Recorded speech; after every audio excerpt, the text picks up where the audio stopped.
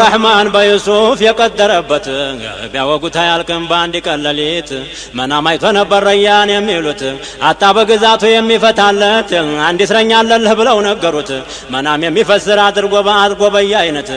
መናም ጥቶ ተስር ቤት ቢጠይቀወት ድሯንም አጓንም ፈተው ነገሩት። ወዲያው አረገወት የቤት ባለቤት ረህማን ተቆጣ መርከብ ተሰበረ 8 ዓመት ሙሉ የአላህ ረህመት ቀረ። ግራ ቀኝ ሚስራ በዩሱፍ አደረ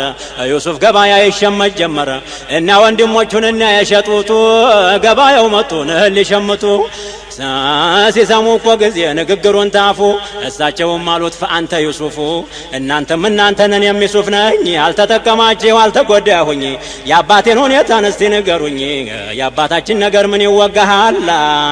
በአንተ ናፍቆት ለቅሶ አይነው ጠፍቷል ይበሉት ይጠጡት መሆን አጠፋና በጣም ተቸግሯል በዱንያ ፈተና